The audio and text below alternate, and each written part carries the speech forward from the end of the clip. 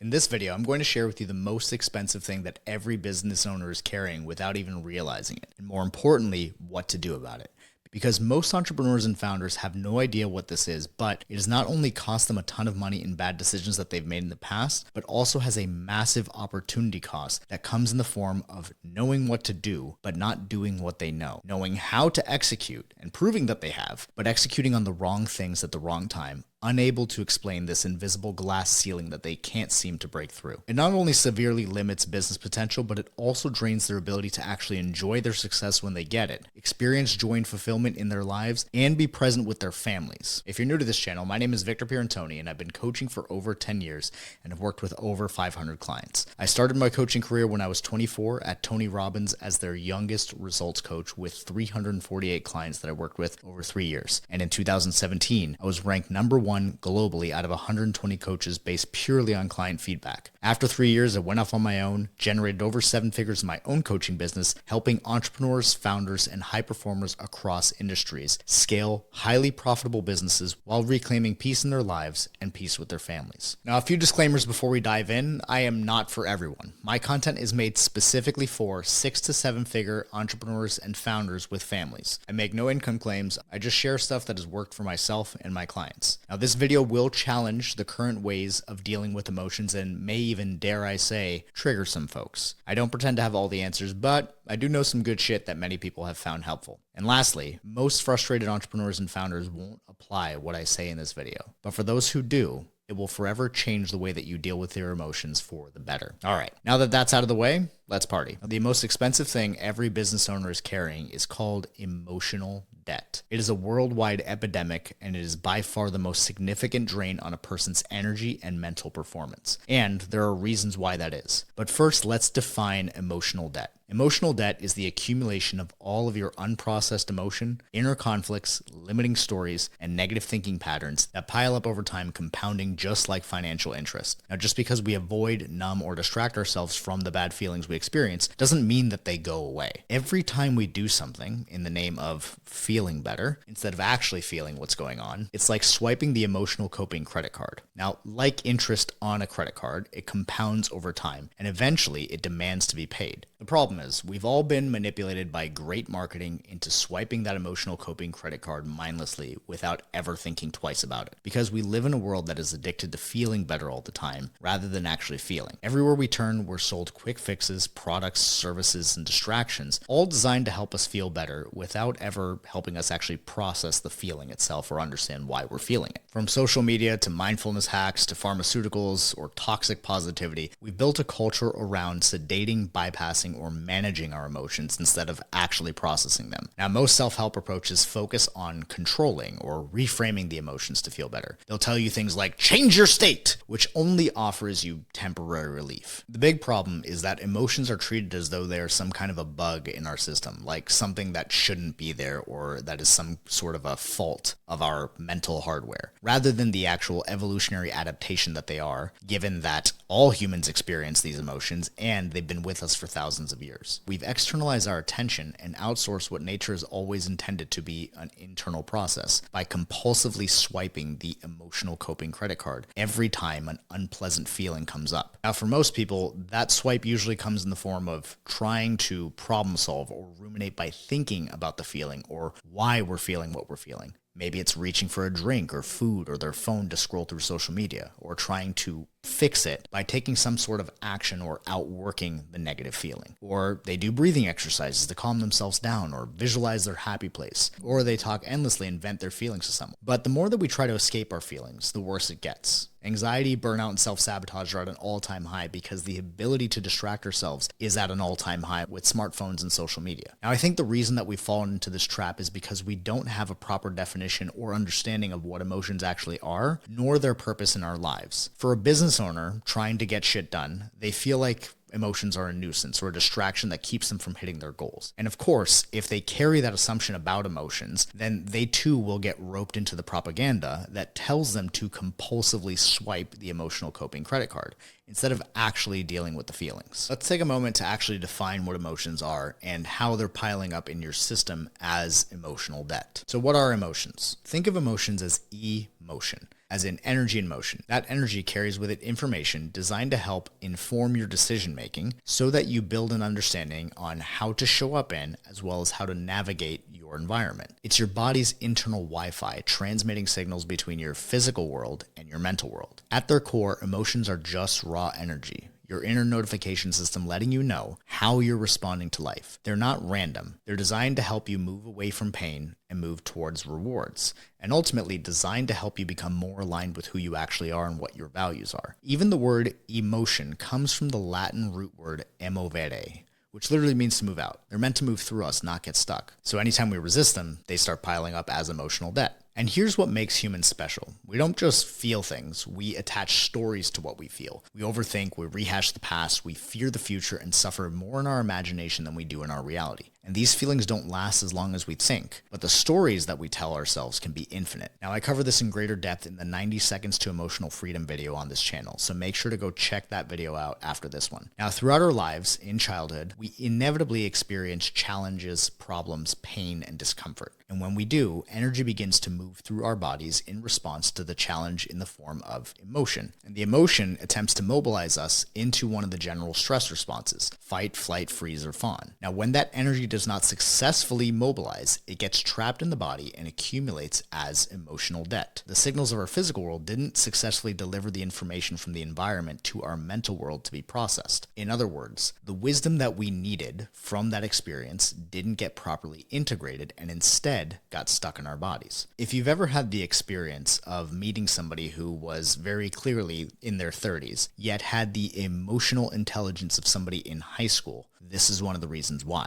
Is because in those experiences where emotions were trying to mobilize energy into responses, when their physical world was trying to give them a signal to create wisdom and to help them develop in their mental world, it didn't get to. So whenever you see somebody whose chronological age and emotional age seem to be at a great disparity, this is one of the reasons why. So let's answer the question that we began with. Why is emotional debt one of the most expensive things for any business owner to carry? The reason is because it distorts reality. It causes them to make bad decisions, some of which are made from a negative state of mind, others from an irrationally positive state of mind that seem genius in the moment, but end up resulting in disaster later on. It also drains energy and severely limits capability and performance. And the bottleneck of any business is the mindset of the owner. No business will grow beyond the owner's mental and emotional capacity, as their mindset functions very much like a car governor, where the device restricts the vehicle's maximum speed and engine RPM, typically by throttling the fuel supply and air intake. So the owner's mindset has the same effect on the business's growth potential. Now, most successful entrepreneurs and founders are not sabotaging their performance in the traditional sense by sleeping until noon and fucking off and playing video games all day instead of working. But they are unconsciously limiting themselves through emotional debt. Everyone around them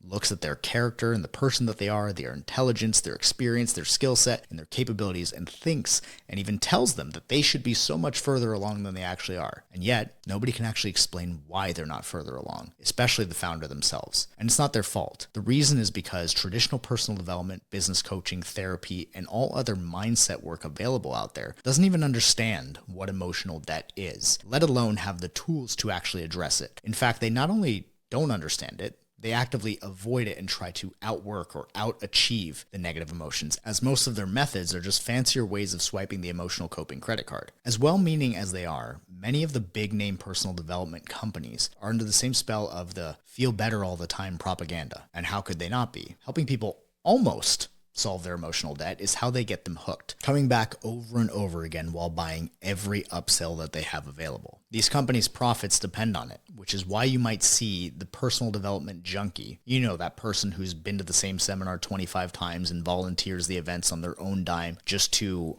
be in the environment. So why would these companies ever try to help solve a problem that they continue to profit from? Two reasons. Number one, they don't know how. Number two, it does not serve their business model for you to truly be free. All of it is by design. Now, unfortunately, when it comes to dealing with emotional debt, most of the tools available to the masses are about as good as trying to cut down a rotting tree in your garden with a plastic butter knife. In order to actually clear emotional debt, you have to go to the root. If you don't, you'll just be cutting off twigs of the rotting tree and calling it progress. And in order to do so, you need to have the proper tools to get the job done. Our clients describe the process that we use to clear emotional debt as being equivalent to 2,000 to 4,000 hours of therapy accomplished in a single day. Because clearing emotional debt doesn't take years. It takes maybe a few hours, provided that you have the right tools to get to the root and a coach who can custom tailor the approach to your specific needs. Now, we'll dive deeper into that process in the video called The Inner Work Trap, why most approaches fail long term. I see this all the time whenever I share with someone new about emotional debt. If they've done a lot of therapy or personal development, they usually will say something like, "Oh yeah, I've done a lot of inner work and cleared all of that already." And I always respond in the same way. I say to them, if you had cleared all the stuff that you say you did, you wouldn't be overwhelmed, frustrated, and exhausted all the time. You wouldn't be working on a bunch of stuff that you hate every day, putting out fires, babysitting your team, and getting stuck in ruts of time wasting, making little to no progress on the stuff that you've been procrastinating that would actually move the needle. And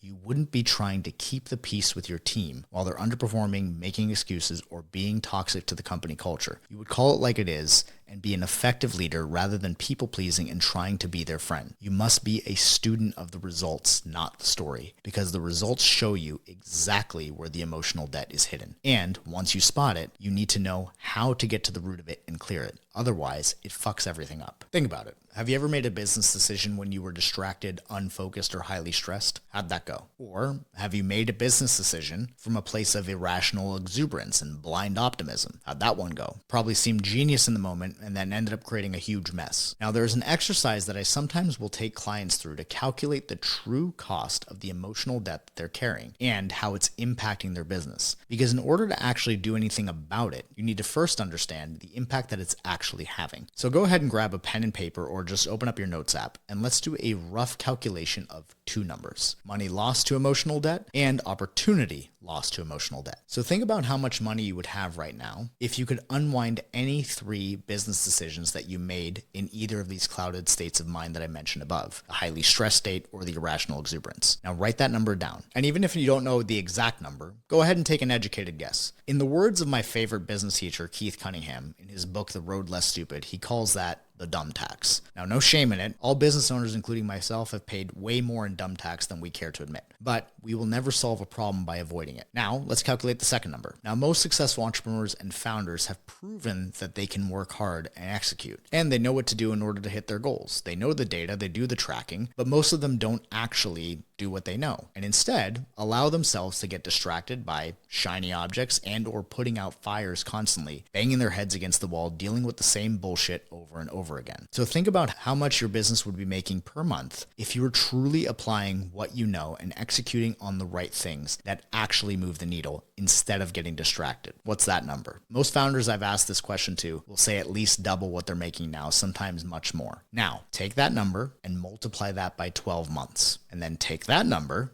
and multiply that by how many years you plan on being in business. For easy math, let's just go ahead and say 10 to 20 years. That's your opportunity cost on your emotional debt. Now add up the dumb tax and the opportunity cost. That is the true estimated cost that you're incurring on your emotional debt. Anytime we make a poor decision in our business, it's not because we are dumb or inadequate. It's because our critical thinking is clouded by emotional debt. Everyone has emotional debt, and if somebody hasn't actually gone through the process to release it effectively, it's still there. And it comes up in the forms of emotional triggers, procrastination, stressing, overworking, eating junk food, and any kind of undesirable behavior that we engage in. Now, for most entrepreneurs and founders, emotional debt clouds decision-making and throttles execution. But when you free yourself from emotional debt, not just try to manage it or cope with it, but actually clear it, everything starts working better. Decisions that used to feel heavy begin to feel obvious. Reactivity drops through the floor. So when you used to react at a 7 when a situation warranted a 2, that stops happening. And even when problems do come up, nothing actually bothers you because peace, creativity, and playfulness